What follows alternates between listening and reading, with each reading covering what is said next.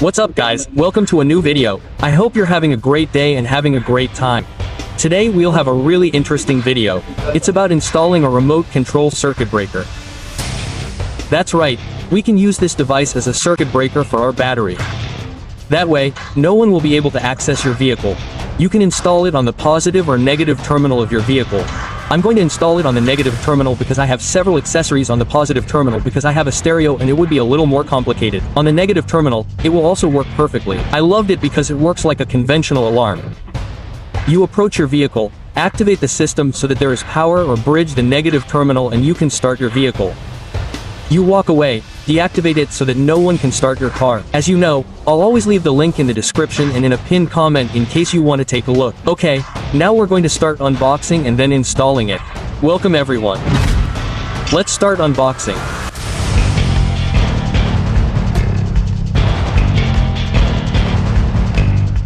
Let's quickly talk about the box. I had already mentioned it in a previous video. Ugly boxes, for example, are cheaper than when you buy a nice box or a boutique box, as the sellers call them, but the product inside will always be the same. So I always buy the ugly box. I recommend that you do the same.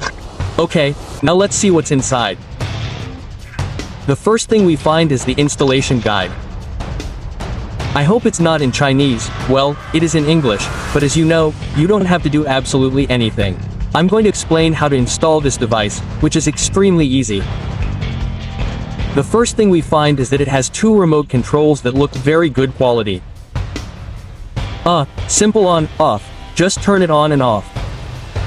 This system is that simple.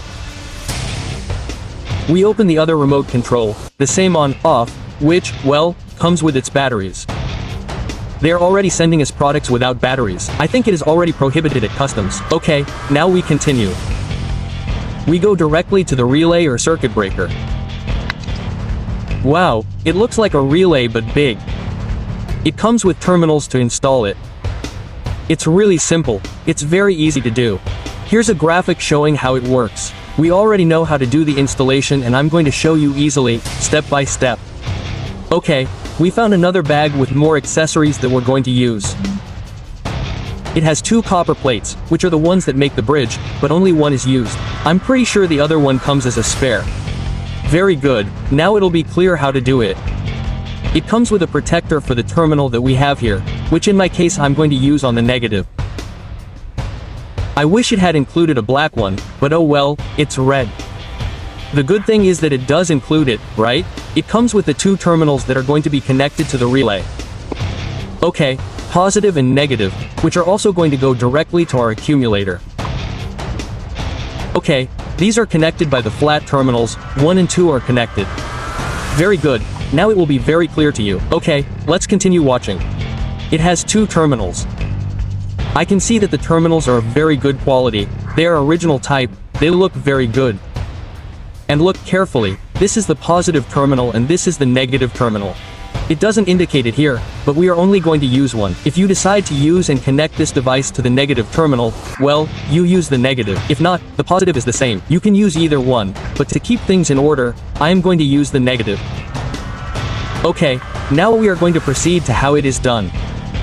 Well, I am going to show you the configuration in the engine bay first, more or less, so that I don't lose it. I can show you here, but it is better to connect it in the engine bay. Now I will continue. We are going to start with the configuration so that you understand how this system is installed. It is very easy. We have 4 terminals, 2 with nuts and 2 male terminals.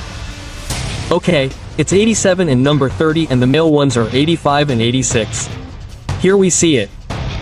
Okay, let's connect the male terminals first. For example, the negative cable with an eyelet terminal will go on number 85. We connect it at once and then the positive cable with an eyelet terminal will go on 86. Very good. Now we are going to use the terminals that have nuts. We remove terminal number 30 and this is where we are going to put the copper plate. Very good. We put it on at once. We put its nut on and then we are going to use the terminal. If in your case what you did on the positive, well you are going to use the positive terminal. Let's put it on at once. Very good. Remember that this is terminal number 30. Now we're going to continue with number 87. We remove the nut and here we're going to install the terminal that's going to go to the negative or positive depending on what you've chosen.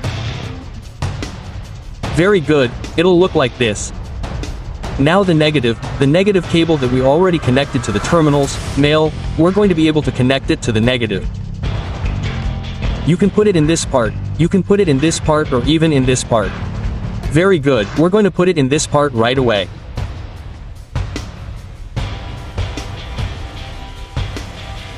And the last one we have left is the positive. We're going to connect this to this terminal. Very good. In my case, I'm going to have to remove this little wrench and I'm going to connect it here. Let's suppose that's already done. Okay, now what we're going to do is cut the cable, which you can see here at the end, the negative. If in your case the positive, well the positive. I'm going to cut it, I'm going to remove it, I'm going to cut it, I'm going to strip the cable and I'm going to connect it here to this terminal, okay? With a little bit of heat shrink so that it looks really good. And once the cable is fixed with heat shrink and the whole roll, it's going to be installed in the accumulator. It's going to go like this. I think I'm going to give it a little twist more or less like this. And that's it. This is how easy the installation is. Okay, I'll show it to you right side up, but to make it easier to keep it, you're going to have to do it this way, okay? So that you can't access it and be able to make a bridge, you're going to connect it like this. Like this. And that's it. Good. This is going to come, guys, because I have to cut the cable, strip it and be able to join it. And it takes a little time and that's how we'll finish the installation. It's that easy. Let's see, guys, I think I found a more viable way before continuing so I don't have to cut the cable and put it in the terminal.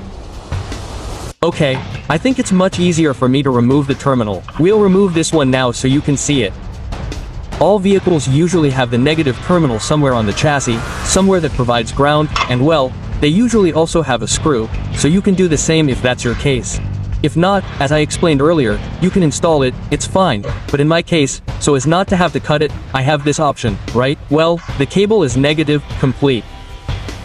So, I'm going to put it on terminal number, if we remember, it's terminal 87, and 30 will go to the negative terminal, as if we were installing it here. So I'll do it this way. We connect it right away.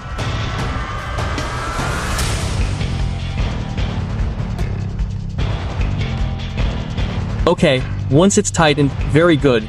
Now I'm going to put it down and I'm going to put the copper plate on the terminal that's down here. Okay. Along with the negative terminal. Very good, we put the negative in first. Ready, the negative terminal. And now, the terminal of the plate. I'll show you this way. Now I'm going to tighten everything. I'm going to connect it here where the terminal that we removed directly from the battery goes. Then we put its little cap on and that's it. And finally, we're going to put the positive cable here. Very good. A little hidden so that it can't be seen. And that's it. It's that easy. Well, you'll see it in the video. It's great that I found that option so I don't have to cut the cable. In your case, you can use the terminals that are already included, remember. So I'll continue now, guys. The remote control current cutoff system is finally installed. The truth is that it looks very aesthetic. If you have this option like me, so you don't have to cut the cable and not use the terminals, much better. Many vehicles do have that option, because as I mentioned, the negative can be connected to any place that makes more sense on the chassis in most vehicles. Well, all I need to do is hide the positive cable. I'm going to do it now, but let's see how it works really quickly. At the end of the video, I'll also show you from another perspective, already in the field. There it is off. We hear the relay a little bit. There it turns on and off. Okay, let's see if the vehicle is really not working. Once inside the vehicle, we open the ignition switch and see that the dashboard does absolutely nothing. We turn it on and it enables. Very good. We turn it off and it deactivates. We activate it and that's it. Now we can start our vehicle. Good. Well, this detail can happen, because we are cutting off the battery power, which will turn on some checks, but in a few minutes, once the computer does a scan, those lights will turn off. Okay, Now if you're wondering if it's dangerous to turn it off while it's working, the truth is that it doesn't do anything. If we press the control, it doesn't do absolutely anything. Okay, this thing is very well protected so that you don't have an accident. Well, let me show you now in the field how it works on the road, somewhere in the city, and now to end the video, guys. Alright guys, we're somewhere in the city now. Let's see how this remote control power cutoff system works. We press the off button to disable the ignition.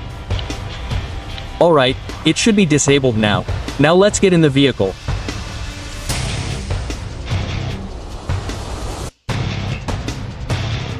We insert the key into the ignition switch and it shouldn't do anything at all. Let's see how I start it and it doesn't start. Let's enable the ignition now with the on button and the dashboard will automatically turn on. Let's start it and there we have it. Okay, good. Remember what I told you, the lights that turn on will turn off in about 3 minutes. Now we turn the vehicle off again, disable it with the off button on the remote control and the dashboard turns off. It doesn't do anything at all anymore.